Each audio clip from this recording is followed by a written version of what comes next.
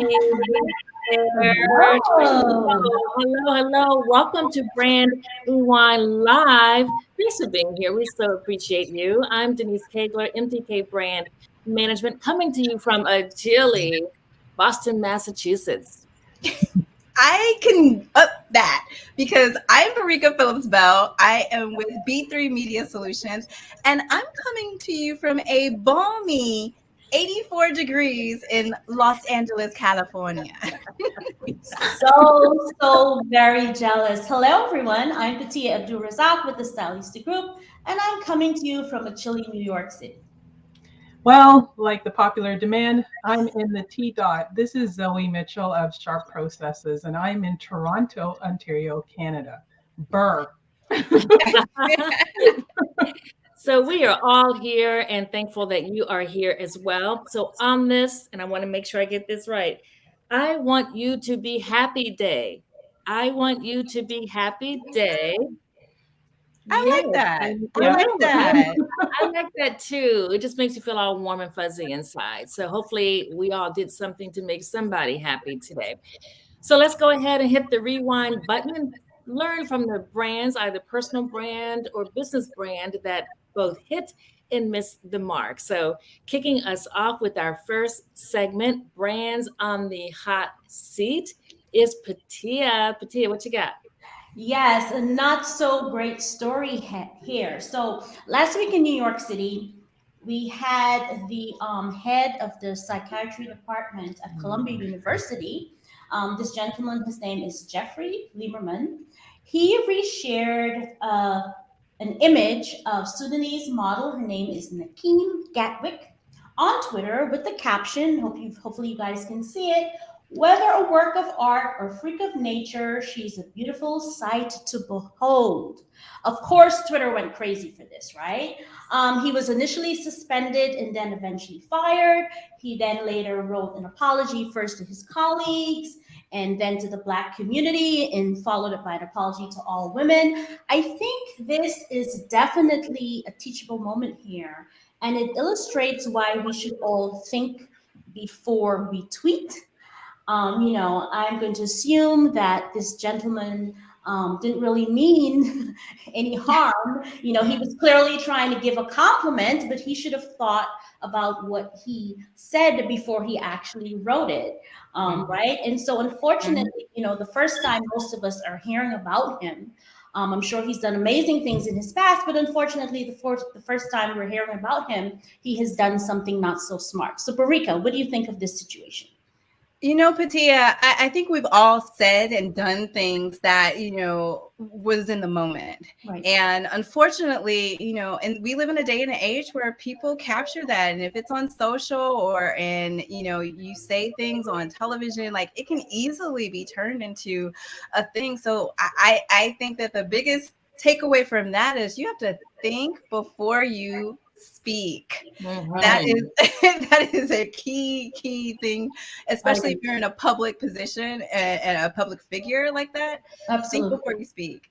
Absolutely, because this will follow him, I'm sure, for a very long time, unfortunately. Unfortunately, yes.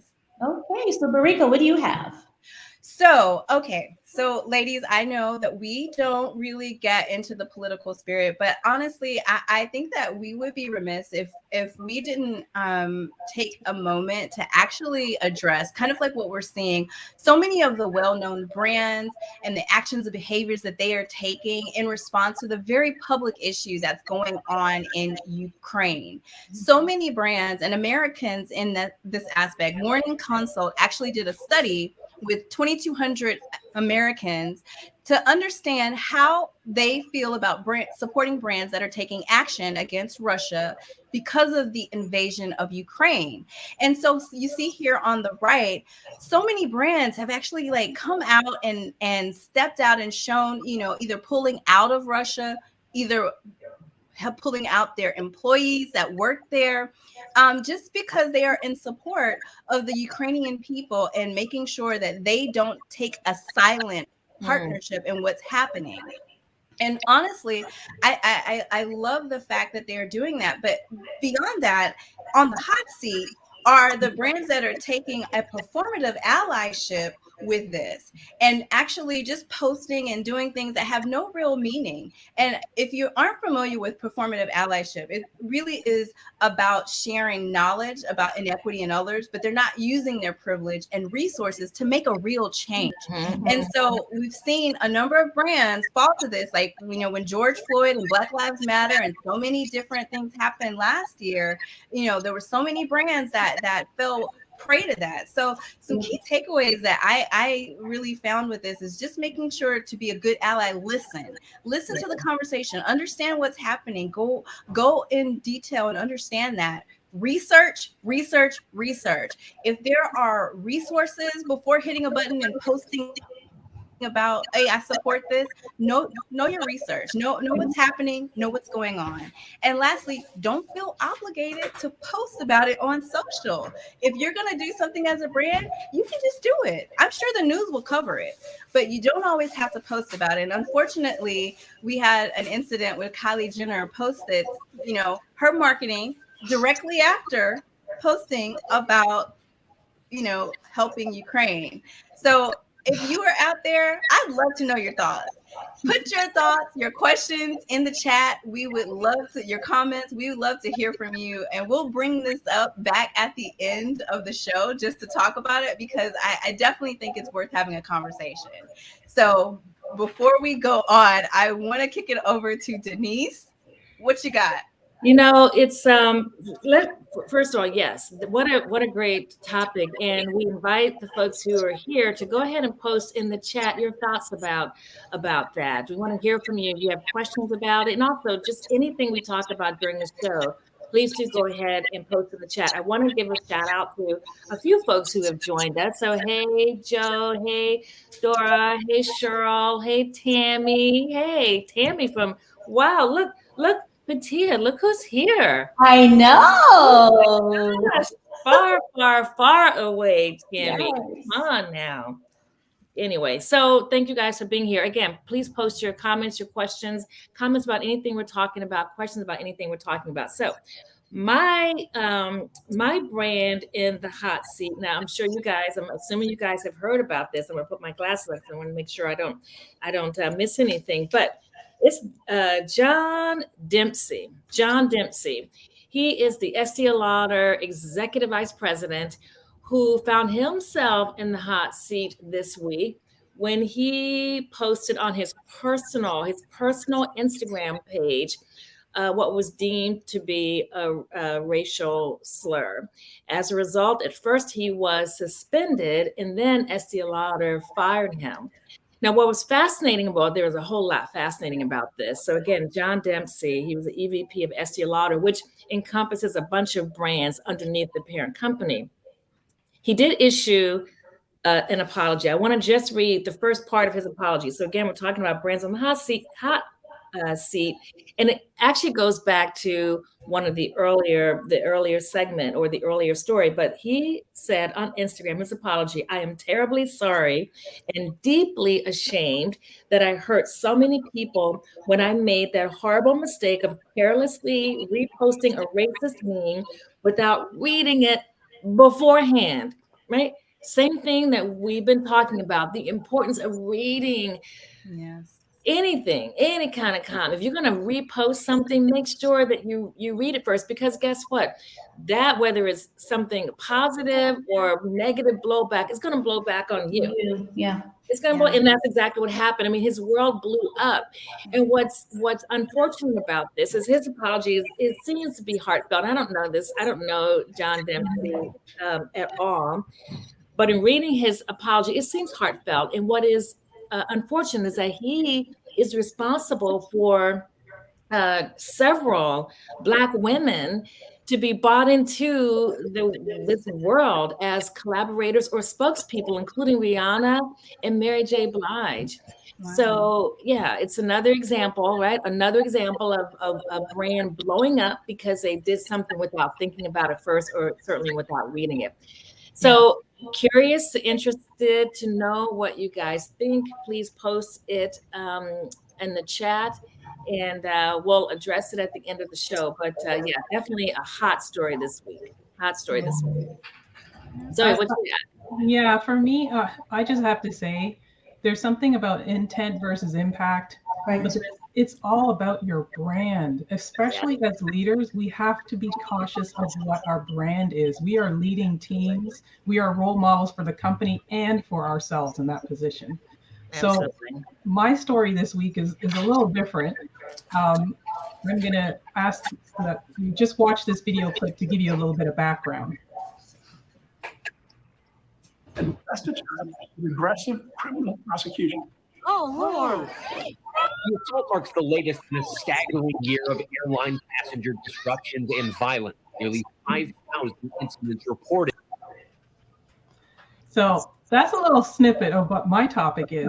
The thing that caught my eye was this title: Flight Attendant Smashes Unruly Passenger Over the Head with a Coffee Pot. So I was still trying to recover from the Sunwing party plane that happened 6 weeks earlier. And now I'm seeing this headline. And so here's the backdrop of that story. The US Department of Justice basically posted that a 6'3", 240-pound male passenger made his way to the front of the plane, threatened the flight attendants, started fighting with them, including grabbing a plastic knife, a bottle, and tried to smash the bottle and said he was going to get into the cockpit.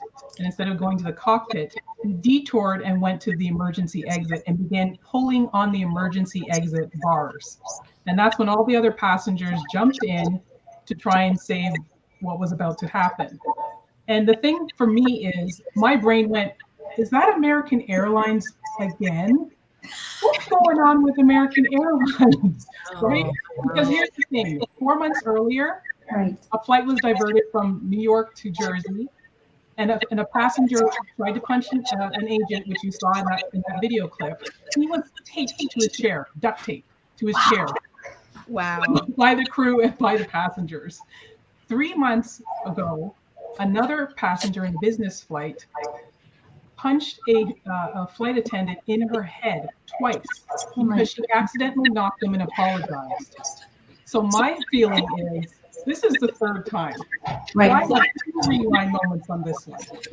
My head, I'm like, COVID restrictions are lessening, which means more people are traveling. And if this is happening now under COVID restrictions, what are we all walking into? Right. I don't know. For me. But Zoe, you are our airline correspondent. So true. So true. All Our things airline, transportation I'm coming to correspondent, Zoe. She has her finger on the pulse of all drama airline related for some reason. I don't know. It just finds me. And there's a lot, and there's unfortunately a lot of content. There's too out much there. going on there, right? Yeah. Right. But for me, it's like, passengers, if you're having a bad day, if you don't want to wear a mask, don't go on the flight. Right. Don't act up. You have a personal brand, you're going to end up on someone's cameras. The second thing is, for me, American Airlines, 3 times in 4 months. Is it safe to fly with you? We saw the CEO talking about harsher fines. What are you doing as a preventative measure? What are you screening? Because one of those passengers looked inebriated. Are you stopping alcohol service? What are you doing to protect your crew? What are you doing to protect us safely to get to our final destination? So I'm leaving it there, ladies. I don't know if you want to add to it. No, Yeah. I think you said it all. There has to be more action than a fine because they clearly don't work. Yeah. No. Yeah, I haven't. Well, shoot, I probably shouldn't say this out loud because I've flown several times since the pandemic, but I haven't been on one of those flights yet. And I wonder what I would do. I mean, do we know what we would do if we're on a flight and a fight breaks out? I mean, I just hope if it happens, I hope I'm far away from it because Right. I don't want to be in the middle of it. If it happens to with someone who's next to me or behind me or in front of me, my goodness, what do we do? Like, I'm what do we gonna pull out my cell phone and I'm gonna tape it, and then I'll be on the news segment talking about it. Right? I don't know. But that's just me. It's like Passengers Gone Wild, but Passengers Gone Wild. Right? Like, but from a standpoint of these airlines, like, what are they doing preventatively? Yeah. It doesn't make sense addressing things in the back end. Yeah. You got to, Right. part of the pitch is safety while flying with us. Right. Yeah, I did read somewhere that that, and maybe I don't know if I think I read this, that the flight attendants are going through training, like self-defense training. Did I make that? Did I dream that, or didn't I read that they're going through some kind of self-defense training to deal with some of these incidents on these planes? But we don't want our flight attendants to have to worry about Right. fighting on an airplane, right? We don't want that. No, Goodness. No, no. no, It's Yeah, unsafe. It's an unsafe working environment. So absolutely. I my heart goes out to them, and I hope that American Airlines does better by their crew, their passengers, and the entire staff that works there. yeah. Absolutely. On that note, I want to jump into our next segment because I'm excited. Lift as you brand. This is the section that we get to highlight a brand that we can learn from. And I know Barika has some great stuff for us this week. So I'm going to kick it off to Barika. Awesome. Well, I'm going to start with a video. I just wanted to share it because it makes my heart warm when I see it. So let's play the video so everybody can see it.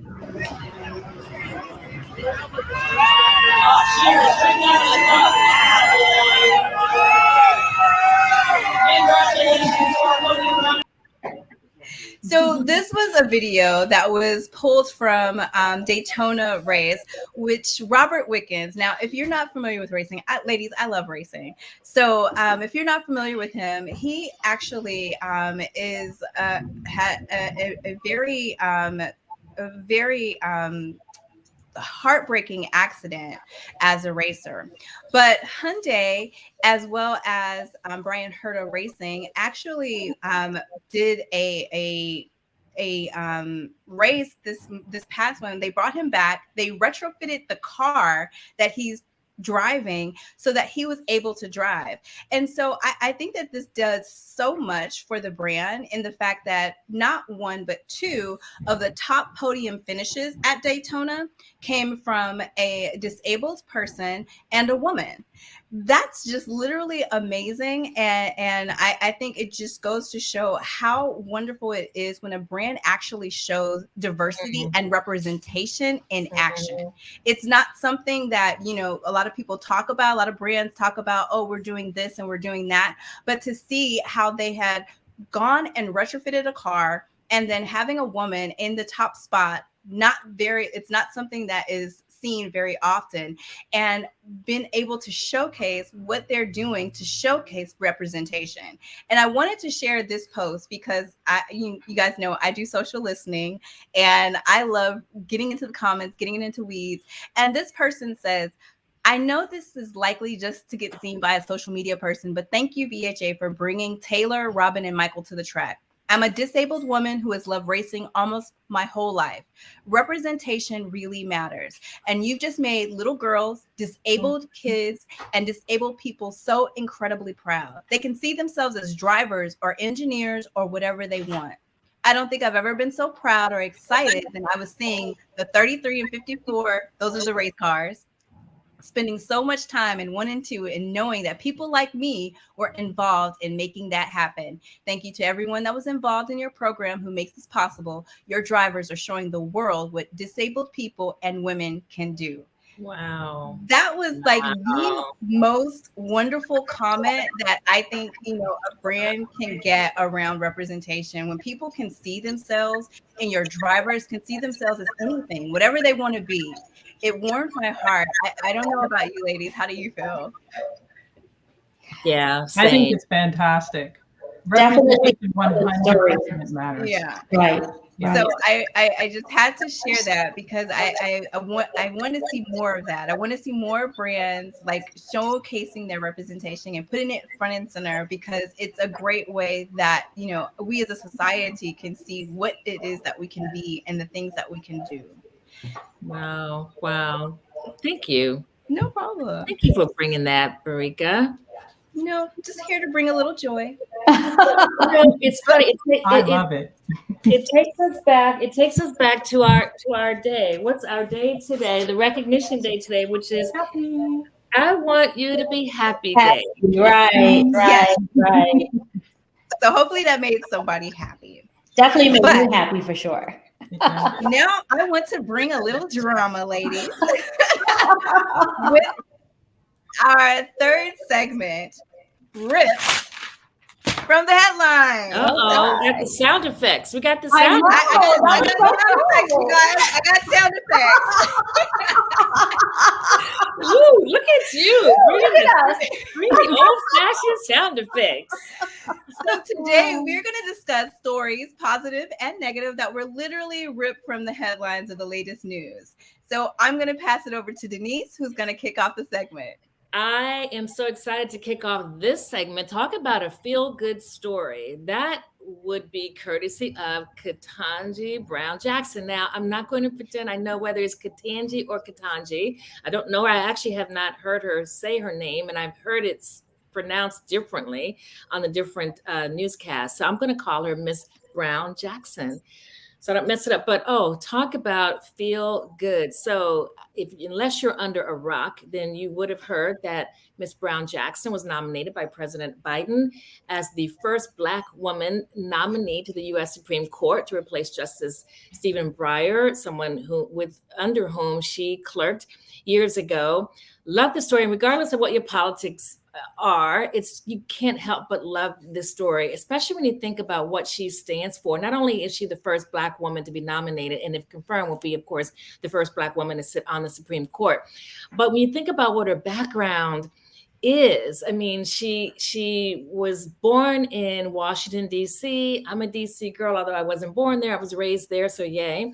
She was raised in Miami, Florida. She went to school where I am in Massachusetts at Harvard, both undergrad and grad, went to law school as well.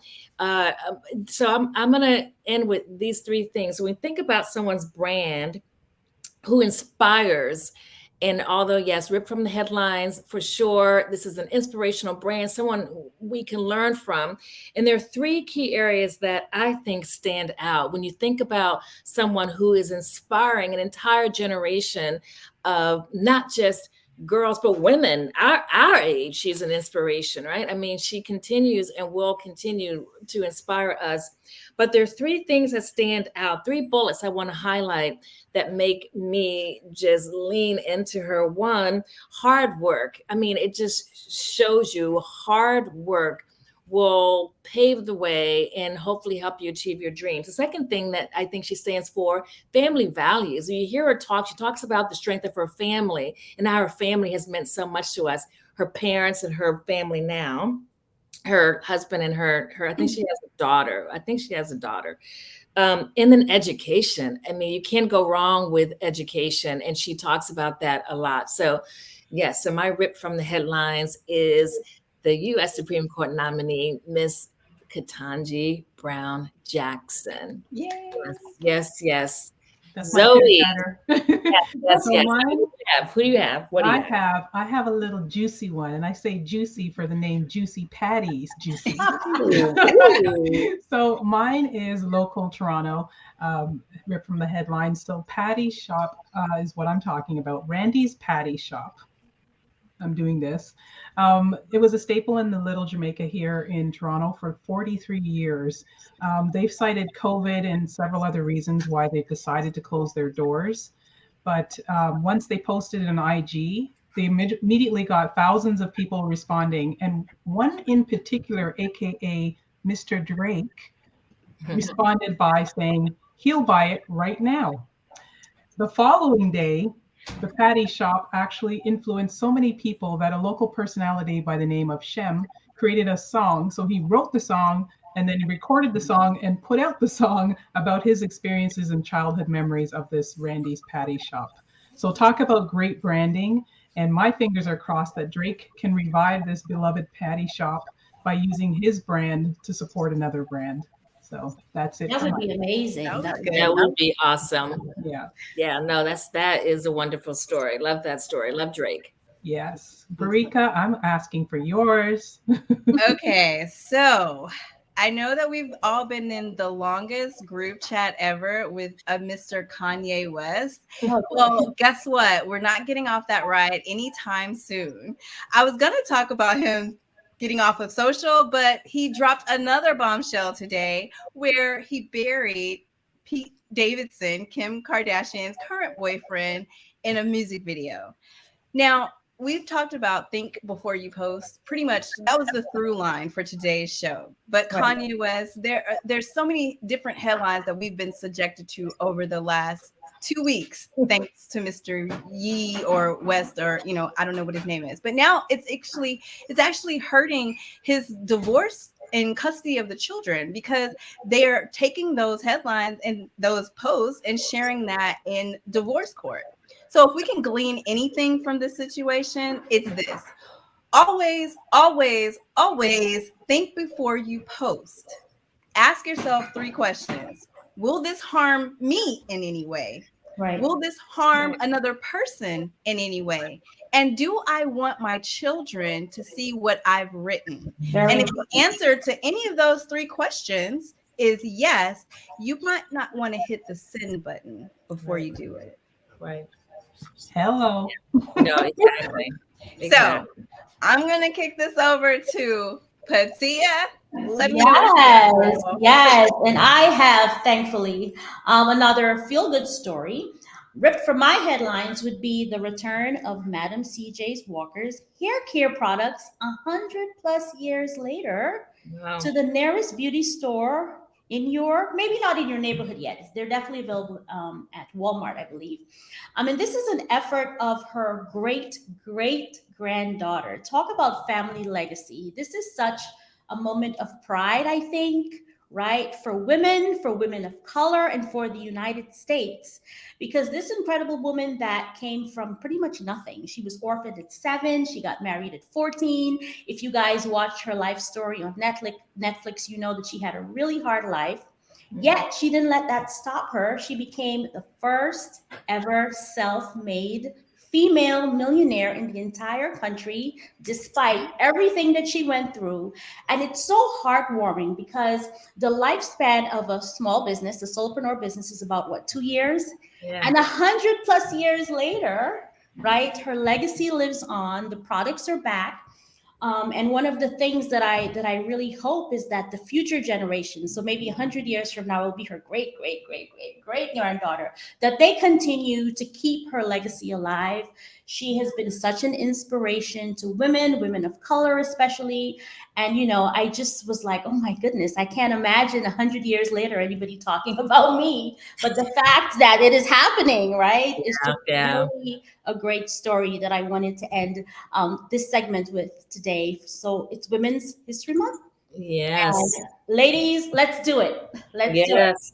Yes. Auto legacy. Love it. Moving Love on it. to our We love final it. segment for the evening. The time goes so quickly. I know. And this segment is called The More You Know, The More We Know. And are there any questions that we can answer for you guys really quickly before we have to? I did see a question from Pop Research. Okay. Right? How do I ensure my brand is actually acting as an ally? Oh, this is Barika. Why don't you take that one? Barika, go for it. Well, I mean, some of the points that I gave were around listening. I think that is like the major step that a lot of brands maybe don't do. They just see a trend happening. Maybe it's trending on Twitter or on Instagram, and they see people posting and say, hey, we should be doing this because it's a perfunctory thing rather than something that they thought about first. So I think you really have to see, does my post add value? Right. Is it going to either teach somebody something, give them resources to get to something so they can do something? So that to me is the number one priority step, is just to listen and really understand and digest. Don't just do it as a perfunctory measure of the job. Do it because you're going to add value to the conversation. Right. And know who you're talking to. Know who your audience is, so you're making sure that you're delivering content that is relevant to who's listening, right? Exactly. And I'd be able to add to that too, just to make sure that your internal looks like your external. Definitely. Brand alignment. Yeah, yes. Has to. Yes. Exactly. So when I ask a question, you better be reflecting it internally. Absolutely. And not falling into the trap of jumping on a trend, because a lot of brands do this, right? They engage in conversations that seem meaningful in the moment, but long term There really isn't much behind it. Okay, you guys, so it's almost time for us to say goodbye. If you know a brand that needs a rewind or is doing a great job, we would love to feature that brand. You can send us an email at brandrewind@gmail.com. Awesome. And make sure that you follow us on Facebook, on LinkedIn, Twitter, and Instagram. Absolutely. And thank you guys for being here. We so enjoyed it. Hope you guys did as well. Thanks for being so engaged. Love seeing the chats. Love seeing the chats. Love it in the chat. Thanks, everyone. So we will be back here in 2 weeks on Thursday, March 17th, 7 p.m. Eastern. We hope to see you guys then. All right. Thanks for being here. Bye. Take care. It's been a pleasure.